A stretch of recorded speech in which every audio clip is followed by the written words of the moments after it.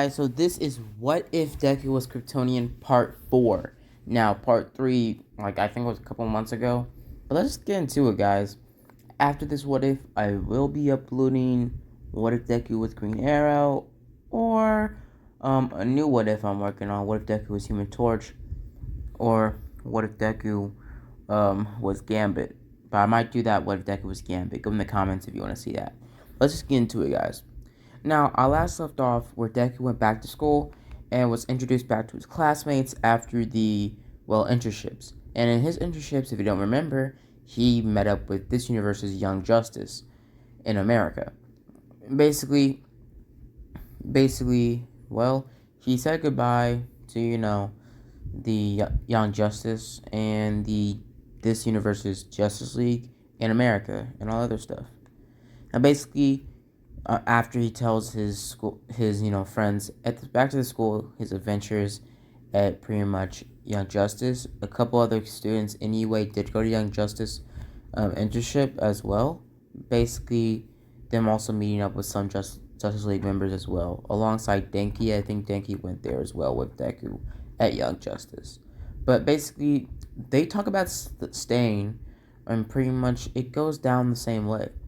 Pretty much Endeavor is given the credit, or not Endeavor, but pretty much Red Tornado and a couple other Justice Leaguers plus Endeavor are given halfway credit, or a lot of the credit. Basically, the students being, pushed out of it because, they didn't have a license, and if they did get credit for it, they'll most likely get arrested. So yeah. So basically, the episode goes similar to the same.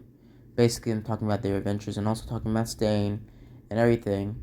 And basically, pretty much after that, the rest of the class is told to come outside towards the pretty much, model city, and pretty much is told to pretty much do a race. Basically, they're told to do a little bit of a race to catch All Might, basically going across the fake city and doing it themselves. Now, pretty much over the and before he left, before Deku, I didn't mention this in part 3, before Deku left his internship, he was modified and issued a new suit, a better design, a little bit more flashier, a little bit more hopeful. So his suit design is now, Deku would switch to a hero costume similar to this, or similar to Superboy with the red gloves. Now, basically, a Superboy suit similar to this, or exactly like this. Basically, it would be like this without the jacket, and it would be a little bit more brighter colors, so it would be a little bit more hopeful, because his original suit was just straight up green and red. Green and black, because the red was replaced with the green, because his energy beams are green and his vision is green. But basically, we went the red and blue because it had a little bit of ominous towards All Might, and also it's the only color they could have printed the symbol of hope, or his logo, in red and yellow. It was the only way for them to print it out or sew it out at the Young Justice Academy. So yeah, so basically, pretty much Deku gets ready, and pretty much the class is told that they're doing a race across the whole fake city, or the whole, prop building, city, location, and pretty much their race is to get to All Might to help him as fast as possible before anybody else can get there. And pretty much, to minimize damage as much as possible and to get there as fast as possible. So, basically, they all get ready. Deku gets ready to stretch and gets all, amped up. Basically, what would happen is they would get ready, and they began by a press of a button by All Might. They would all rush off, basically getting around the city. But basically, the quickest thing, they were looking out for Deku, because Deku was already in first place, passed by first place. Pretty much, he passed Zero the second he got first place, because he started to zoom across the city with his flight ability. Basically, him just going ham. He wouldn't have to jump the building to building because he can just fly. So pretty much he would just be flying around as fast as possible, going supersonic levels, breaking sound barriers and sound waves, getting straight towards All Might as fast as possible. He would get to All Might faster than anybody else can in a matter of like 4 minutes.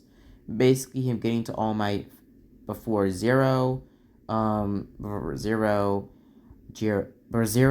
I think the teleport guy, Ida, and pretty much Mia, basically getting there before them.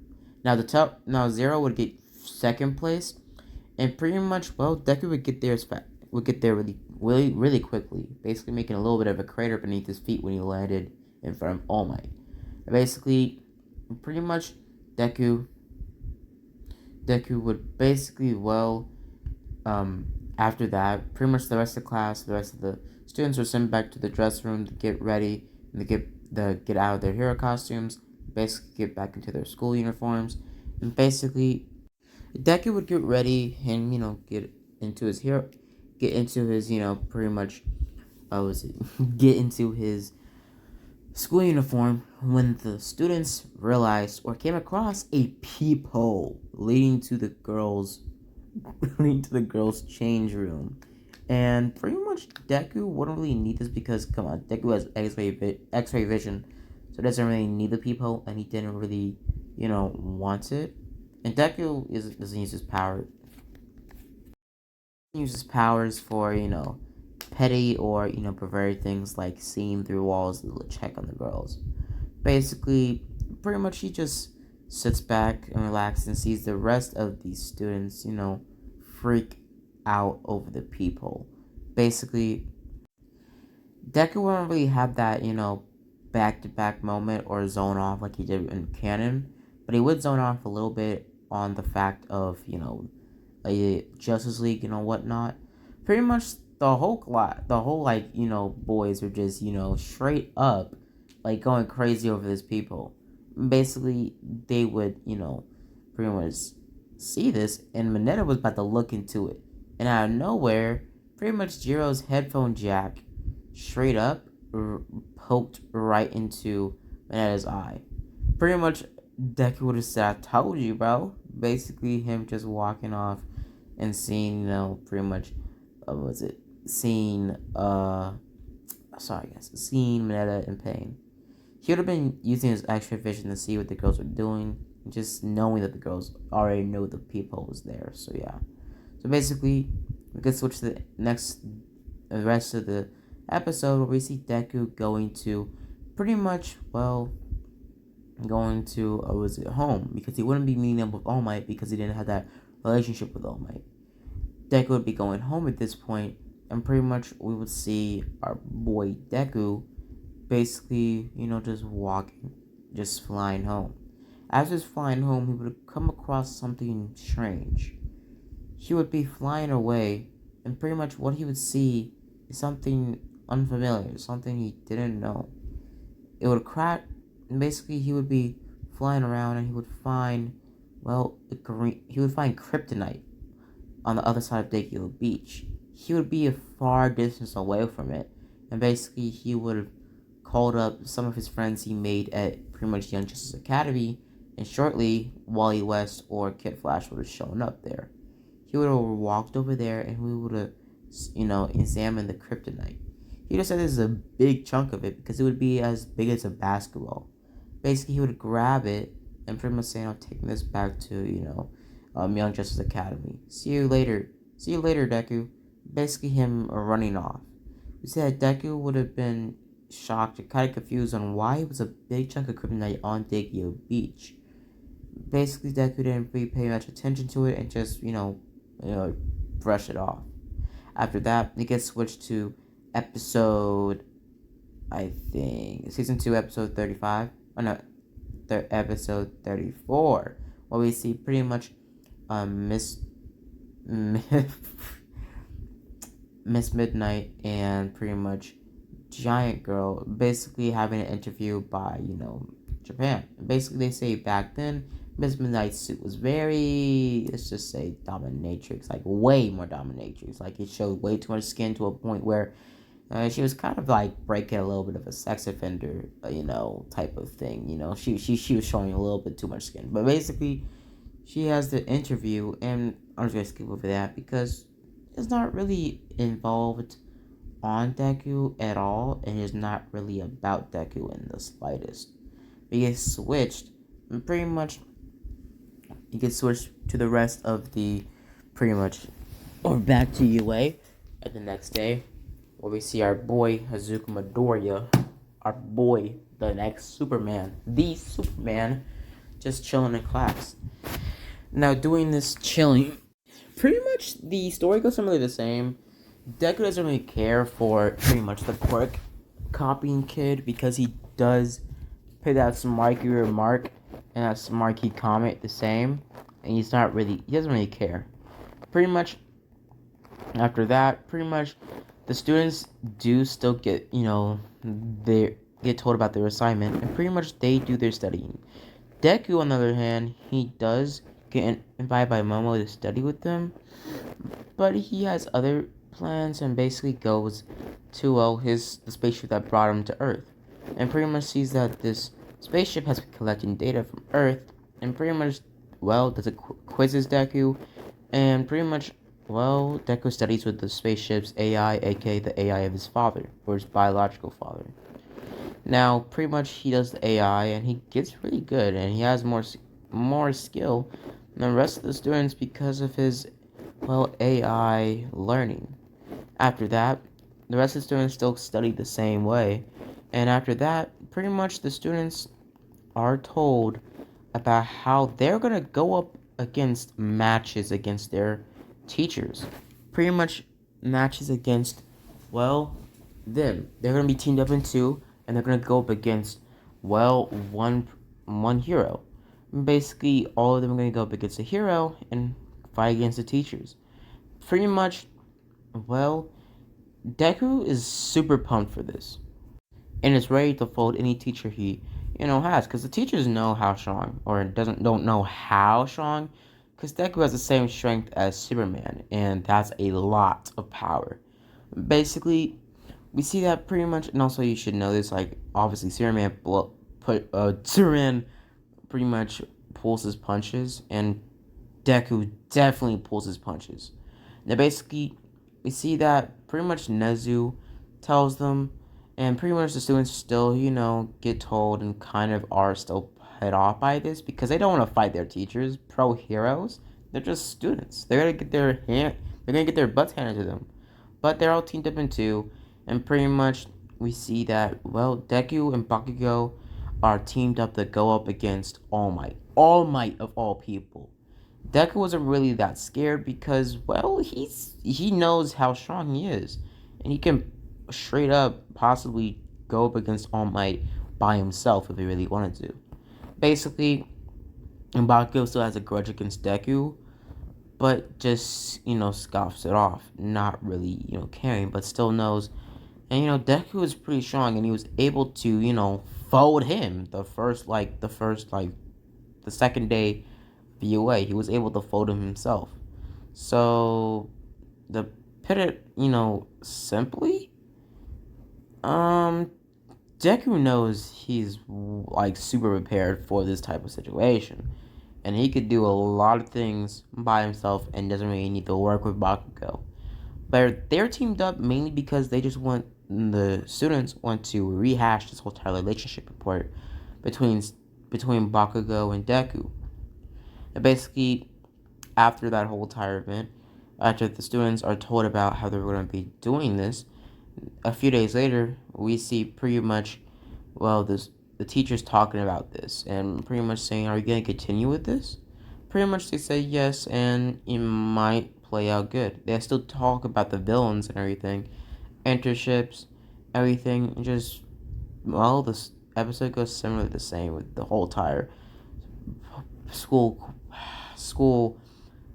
council talking the same, pro heroes, the teachers still talking the same, and giving reasons on why they're teaming up Bakugo and, Deku. And sorry for a few days later, I mean 3 days earlier. The team ups are given, and pretty much Deku goes up against All Might with Bakugo. Now, pretty much let's just get into it, guys. Now, basically, I'm not gonna go over the other matches because, well, they're not really relative, and also they're not gonna be changed that much. Now, let's get into it. The All Might fight against All Might with Bakugo and Deku. Now, Bakugo and Deku, or Deku doesn't want Bakugo doesn't want to team up with Deku at first, mainly because his pride gets the better of him and he doesn't want to fight alongside Deku. But Deku doesn't really care and just doesn't really care about Bakugo's opinion and just neglects his opinion. Bakugo, pretty much just walks off saying I'll beat him myself, and Deku doesn't really care that much because he doesn't really care about Bakugo's feelings, but he's still a kind-hearted person, so he tries to, reason Bakugo to work together. Bakugo says, why we need to work together? Pretty much he says, you scared you're gonna be beaten by All Might? And Deku isn't really scared, but he just says, yeah. Basically, Bakugo scoffs and says, I'm not working with you, Deku. Basically, Deku says, stop calling me Deku, Bakugo. Basically, he says, you better not call me that again. Basically, Deku says, I thought you wanted me to call you that. Never mind. He pretty much pushes Bakugo out of his way and pretty much gets into a fighting stance and hovers up against the ground. Hovers up off the ground and gets right into a fighting position. All Might shows up and Deku immediately flies right towards All Might and knocks him out straight up. Pretty much the whole student council, everybody is shocked that Deku was able to take down All Might himself in one final blow. And Bakugo saw the strength, the pure sheer strength Deku had. Deku gets up and All Might gets back up, grabbing Deku by the foot and chucks him through a building at full strength. Basically, Deku was surprised that All Might was able to get back up for that punch because Deku was pulling back because, he had to hold his punches. All Might is a Kryptonian. He can't take a full-on, full-strength Kryptonian punch. But basically, Deku gets up and says, stronger than I thought. That's why I guess that's why he's the number one hero. He flies towards All Might through the building he was smacked across or like he was thrown into and starts to hand straight up box with All Might, throwing punches left and right again and again and again. As is happening, Deku gets thrown onto the ground multiple times and the fight goes 50-50. Deku not trying to go overboard and try to actually injure All Might. But as he's punching All Might, he punches All Might in his weak point, basically pushing him through a building and him, kneeling because he was punched at full. He was punched at normal like beta strength from Deku, and beta strength is similar to Wonder Woman levels of like super strength or something, or like let's just say kind of like maybe like Captain America levels of strength at like smallest levels of strength Deku can pull off. So basically, he was just throwing punches, not trying to go overboard, and trying to elongate the fight. But basically, he knew that he just had to get to the other side, or he just had to get out of the pretty much city. So he just punched All Might upside the head and started to fly, grabbed Bakugo, but before he can go, All Might jumped after him, grabbing Deku by the foot and dragging him back with Bakugo because he was holding on to Bakugo by his collar. Basically, they both get dragged around. Bakugo gets thrown into a car, and Deku gets chucked into a truck. Deku gets up and grabs the truck door and slings it towards All Might like a boomerang, and pretty much All Might dodges it, and the boomerang comes after Deku, and Deku dodges out the way, absolutely like straight up cutting through the truck. Deku gets back up and starts to fly up into the ground as high as possible. All Might not being able to catch him or get that high up, and Deku flies right back down, Superman style, as fast as possible, grabbing Bakugo off of the car and flying him out of the arena or flying him out of the fighting area, both of them winning. Deku Superman lands with pretty much Bakugo cradle, him holding Bakugo cradle style, and Bakugo gets angry and tells him to leave me alone. And Bakugo gets away from Deku and pretty much is scoffing and super angry that Deku saved him. Pretty much Deku not really caring. Now pretty much after that, we see that pretty much after that they pass. The other students that didn't pass, they still are able to go to the summer, whole entire camp. And pretty much that's where, well, that's where the forest arc is going to come in. Basically, after that we get switched to the forest arc, the beginning of season 3. We start with the forest arc, and pretty much before the forest arc, we get switched to the whole entire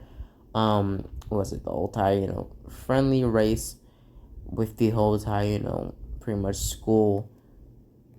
The friendly race with the school. I can't remember. Oh yeah, the friendly race with the school pool where the girls are going. The girls are going to the school pool, and pretty much the perverts or like the whack jobs of pretty much the school are pretty much have a determination to pretty much get to the pool area. Before that, we get hit with a little bit of backstory on Shigaraki and whatnot, but basically pretty much Bloodspot, I don't remember his name. The blood hero that is the blood hero, the teacher for class 1B, pretty much is questioned or asked, can we go to pretty much the school pool area to pretty much test our quirks and whatnot, and they're trained for the summer. We're trained for the summer camp. And basically, what happened is pretty much Deku was also brought along, and pretty much Deku knew what they were talking about, but he still was kind of gullible, so he still invited the rest of these students with Denki, Mineta, and him, and pretty much that's how the whole class, the whole student body, or the whole class 1A was at the pretty much the pool. And basically, Ida thanks them for inviting all of them here, but Denki and Mineta don't really care because Denki straight up just is here for the girls. But basically, what happened is the girls were in their normal school bikinis that is appropriate for school. Like, what was Denki thinking, bro? Like, this man's a total dumb one. But basically, we see that the rest of the students still get to the conclusion of the race, and pretty much a race across the pool. Pretty much a race across the pool is put into position, and pretty much what happened is doing the race between Deku and the rest of the race would go up against pretty much the race between, I think, Todoroki, Deku, and I think Bakugo. The race against Todoroki, Bakugo, and Deku, that wouldn't be interrupted because it would start off a lot more quicker, and the race would go something like this. When the thing would go off, Deku would immediately just fly across the pool, basically just flying enough to touch the pool, like his whole chest on the surface of the pool, but he just flies to the end of the pool, him basically winning in a matter of 1 second. Basically, pretty much Bakugo and Todoroki sees this as not fair, but Deku says whatever. Ida ran across the ropes on the pool, so basically, that's where pretty much it kind of ends off. Now Azao comes in before anybody else can retake the race, and pretty much that's where I'm gonna leave it off here, guys. And basically, part 5 will be about pretty much the forest training arc, and everything is going to go on. The Forest Training arc and the League of Villains are going to have some Superman or some familiar DC villains in their arsenal, so it might be a little bit different. And for the whole entire All for One arc, it will be a little bit different as well. And for the the test and all the other stuff, the test arc and whatnot, that's gonna come up as well, and that's gonna be a little bit different. But yeah, so yeah, guys, all together, this is a very fulfilling what if that I'm going to put my most into. And if I'm not feeling well, I'm not gonna do the what if because I want to do it as best as I can. So see you guys later. Bye, and as always, guys, have a blessed day.